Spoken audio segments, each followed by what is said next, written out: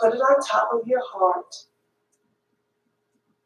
I pledge allegiance to the flag of the United States of America and to the republic for which it stands, one nation, under God, indivisible, with liberty and justice for all. Good morning, Brownsburg, Hendricks County, wherever you are, wherever you may roam. This is Dave C. This is Indiana Radio 267 coming to you live from Brownsburg, Indiana. That's right, the home of one of the greatest towns in America, Brownsburg, Indiana. We are Indiana Radio 267/Brownsburg. You can catch us on Indiana Radio 267/Brownsburg on Facebook. You can catch us on Indiana Radio 267/Brownsburg on YouTube. You can catch us on Indiana Radio 267/Brownsburg on the burbs of Hendricks County. Let's get going here. It's going to be a great day. We might get some rain, but that's okay. Put a smile on your face. Have a positive attitude. And let's go. Currently, it's cloudy in Brownsburg. It's 68 degrees. Looking for a real nice high of 82. Winds are out of the south at 8. Humidity is 93%. So a lot of saturation out there. Sunrise at 6:17. And the sun will set at 9:14. Rather cloudy. Shower or thunderstorm around, but very humid today. Tonight, low dropping down to 70. Wednesday, partly cloudy, high of 85, and Thursday, high of 84. So get through today, get through those thunderstorms on and off, and look into brighter days ahead. That's for sure. If you're headed up 65 to Lafayette, right now, cloudy skies, 69 degrees, going up to 80. Feels like 66 out right now. The winds are out of the south-southeast at 7. Humidity is 90%. Sunrise was at 6:17, and the sun will set at 9:18 p.m. Clouds today, shower or thunderstorms possible this afternoon. Tonight dropping down to 66, and in Lafayette, the skies clear out on Wednesday and Thursday. Wednesday, high of 83, and Thursday, high of 81. So brighter days are ahead. Construction on downtown streets means there will be a new route for the annual Brownsburg Lions Club 4th of July parade. So you want to get in tune on that. Check with Brownsburg website to see what those changes are going to be. Galley on the Square, a retail art gallery in Danville, is hosting a plein air event titled Artists Paint the Town from 8 to 4, August 25th. Followed by a cash awards presentation at 7 p.m. What is plein air? Plein air is a French term that translates in the open air and is the act of painting outdoors. It's been practiced for centuries, but it was the French Impressionists, such as Claude Monet, Vincent van Gogh, and others, who established plein air as a universal art movement. Is Artists Paint the Town just for experienced plein air artists? Absolutely not. It is open to anyone who wants to paint outside. Registered painters will check into the train station event in Danville Ellis Park, 600 East Main Street, beginning at 8 a.m. Painters will receive a list of suggested painting. Canvases will be stamped upon check-in to ensure submitted paintings are done that day. Every painter is allowed up to 3 canvases for the event. With the artist's permission, prize-winning pieces will be hung in gallery on the square for 1 month, with the artist receiving 70% of the sale price. Paintings sold during Artists Paint the Town can be handled between the buyer and the artist, with 100% of the sale belonging to the artist. Paintings must be turned in by 4 p.m. at the train station in Ellis Park. Cash prizes will be awarded. Registration can be done online at www.indianaartgallery.com, and a $25 fee is required. Please join us for our next flea market on Saturday, June 16th from 9 to 2. If you'd like to be an outside vendor, that's True Finds Treasures, and reserve a 12 by 12 booth, please call the shop at 765-484-8339. Flea market will go on rain or shine. As always, the inside of the shop will be stocked full of new treasures.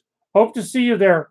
That's at 931 Indianapolis Avenue, Lebanon, Indiana, Saturday, June 16th, 9 to 2. Check it out. Give them a call and get signed up for that. Should be a very exciting day in Lebanon.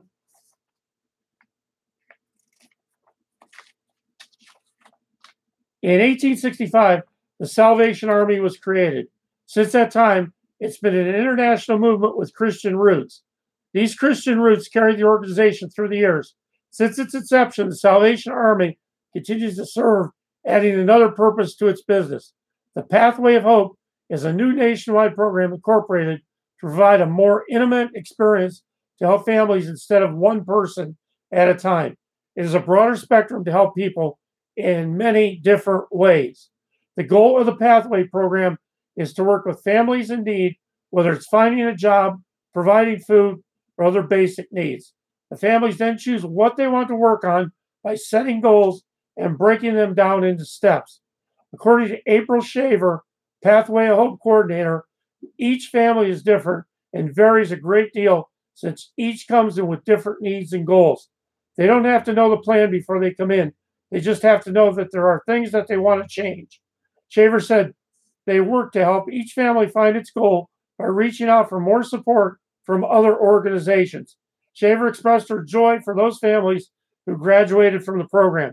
We're very, very proud of them, and they have demonstrated within the last year that things can go wrong and that they were able to fix and take care of those things and work through those problems on their own. Shaver said the program is designed to work with only a couple families at a time, but it can create relationships between the Salvation Army and the families that also help each family grow, working towards their objectives. I really get to them. They become my kids, Shaver said. A lot of the programs the Salvation Army provides can be limited, but according to Shaver, the program can become limitless in a sense, and it offers more options to families that will help reach their goals. We can help them stabilize and get control of their lives, Shaver said. It's very exciting for us to be able to do that. Shaver said that with the goals they set, the families go beyond what they have in mind to accomplish. Not only are they meeting these first few goals, but they're going much further and above and beyond what we all expected, including themselves, Shaver said. It's pretty amazing to watch. After the families graduate from the program, Shaver asked them to come back and continue in the program, but from a different perspective, by helping and mentoring other families. Hey, have you got your coffee and donuts this morning? Well, if you don't, then head on over to Jack Donuts. That's right, 1531 North Green Street, Suite C in Brownsburg, 317-858-7036. That's right, your general manager over there, Walter Messersmith, wants to get you the freshest donuts and the best coffee that you can get anywhere. That's Jack's Donuts, 1531 North Green Street in Brownsburg, Indiana. Hey, do you know about the pop-up market? Well, if you don't, the Urban Rustic Farmhouse is having a pop-up market 10 to 6, July 21st and 22nd, 2018. The Urban Rustic Farmhouse is hosting its first outdoor pop-up market of the 2018 season. Stroll through our outdoor open-air style market full of local artisans, then cool down in the Big Red Barn while browsing through our 15 permanent artisan vendor booths stocked full of unique home decor furnishings and handmade goods, homemade furniture, vintage items, unique gifts, and more. Food and drinks are available on site, so plan to grab a bite while you're here. Mark your calendar, grab a group of your favorite gals or guys, and get your shop on. July 21st and 22nd, 10 to 6, both days.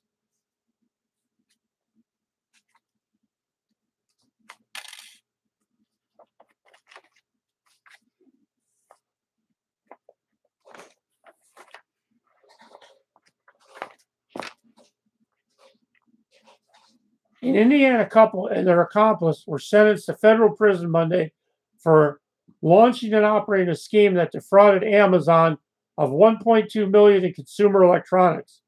Aaron and Leah Finan, both 38, a married couple from the Muncie Anderson area, pleaded guilty to federal mail fraud and money laundering charges and were sentenced to 71 months and 68 months in prison, respectively. Daniel Glumick, 29, of Indianapolis, pleaded guilty to money laundering and defacing the items the Finians sold. Glumick was sentenced to 24 months in prison. Consumer fraud not only unjustly enriches the perpetrator, it causes us to pay higher retail prices, U.S. Attorney Josh Minkler said in a statement. To those who seek to exploit the convenience of online shopping through fraud, remember this case. You will be caught, you will be prosecuted, and you will go to federal prison for a long time. The scheme, which the Finance and Glumick ran between 2014 and 2016, saw the trio steal and sell more than 2,700 consumer electronic items, such as GoPro cameras, Microsoft Xboxes, Samsung smartwatches, Microsoft Surface tablets, and so much more. They exploited Amazon's customer service policy by repeatedly falsely claiming the electronics they ordered were damaged or not working, and then requesting and receiving replacements from Amazon at no charge. In total, the Finance stole and Glumax sold more than $1.2 million in consumer electronics. Just another case of greed gone wild. Investigators said the Finance made the scheme their way of life.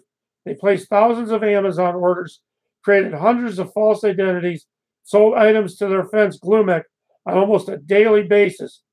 The couple made roughly $750,000 from their scheme in just over 2 years. In addition to the Amazon fraud, the couple bounced checks, rented cars without payment, and rented homes without paying the rent. Investigators added they committed another online fraud involving stealing high-end rental softball equipment and selling it on Facebook to groups, to parents with children who played the sport. Glumick pleaded guilty to buying more than 2,000 electronic items from the Finance and selling them to a buyer in New York. He bought the items from the Finance in person, often in parking lots around Indianapolis, before making their prices and shipping off to the New York buyer. After laundering the money, Glumick made nearly $500,000 from the scheme. Assistant U.S. Attorney Nick Linder, who prosecuted the case for the government, said the three defendants were also ordered to pay full restitution of $1,218,504. Hey, this is Dave C. We are Indiana Radio 267, Brownsburg. We're going to take a short break here, but we are coming right back, so hang with us.